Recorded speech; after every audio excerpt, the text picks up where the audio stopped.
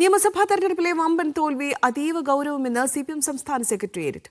മറയില്ലാതെ സംസാരിക്കാനും മുൻവിധിയില്ലാതെ കേൾക്കാനും നേതൃത്വം തയ്യാറാകണമെന്നും സംസ്ഥാന സെക്രട്ടേറിയറ്റിൽ ആവശ്യമുയർന്നു. പിണറായി വിജയൻ തന്നെ പ്രതിപക്ഷ നേതാവാകണമെന്ന ആവശ്യം CPM നേതൃയോഗത്തിൽ ഉയർന്നെങ്കിലും അദ്ദേഹത്തിന്റെ നിലപാട് ഇക്കാര്യത്തിൽ നിർണായകമാണ്. എന്നാൽ പ്രതിപക്ഷ നേതൃസ്ഥാനത്തേക്ക് പിണറായി വിജയനെ പരിഗണിക്കരുതെന്ന ആവശ്യം CPI സംസ്ഥാന നേതൃയോഗങ്ങളിൽ ഉയർന്നു. കനത്ത തോൽവിയുണ്ടാകുമ്പോൾ ശതമാനക്കണക്ക് പറഞ്ഞ് പാർട്ടി തോറ്റിട്ടില്ലെന്ന് വിശദീകരിക്കുന്ന പതിവ് രീതി ഇത്തവണ വേണ്ടെന്നാണ് സംസ്ഥാന സെക്രട്ടേറിയറ്റിൽ ഇന്നലെ ഉണ്ടായ പൊതുവികാരം.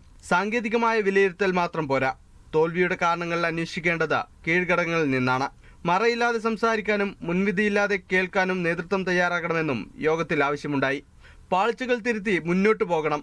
പാർട്ടി അടിത്തറ നഷ്ടമായ അവസ്ഥയാണ് നിലവിലുള്ളത്. അണികളെ മനസ്സിലാക്കാൻ പോലും നേതൃത്വത്തിന് കഴിയുന്നില്ല എന്നും ചില അംഗങ്ങൾ പറഞ്ഞു. പിണറായി വിജയൻ പ്രതിപക്ഷ നേതാവാകണമെന്ന അഭിപ്രായം പാർട്ടിക്കുള്ളിൽ പൊതുവെ രൂപപ്പെട്ടിട്ടുണ്ടെന്നാണ് വിവരം.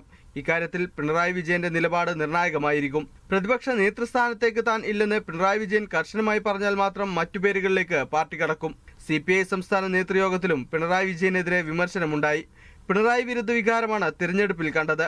അതുകൊണ്ട് പ്രതിപക്ഷ നേതൃസ്ഥാനത്തേക്ക് പിണറായി വിജയനെ പരിഗണിക്കേണ്ടതില്ല. പിണറായി വിജയന്റെ ശൈലി തോൽവിയുടെ ആക്കം കൂട്ടിയെന്നാണ് CPI നേതൃയോഗത്തിലുണ്ടായ വിമർശനം. എന്നാൽ അത്തരത്തിൽ വിമർശനം ഉണ്ടായിട്ടില്ലെന്നും പ്രതിപക്ഷ നേതാവിനെ തീരുമാനിക്കേണ്ടത് CPM ആണെന്നും CPI സംസ്ഥാന സെക്രട്ടറി ബിനോയ് വിശ്വം ഫേസ്ബുക്കിൽ കുറിച്ചു. മീഡിയ 1 തിരുവനന്തപുരം.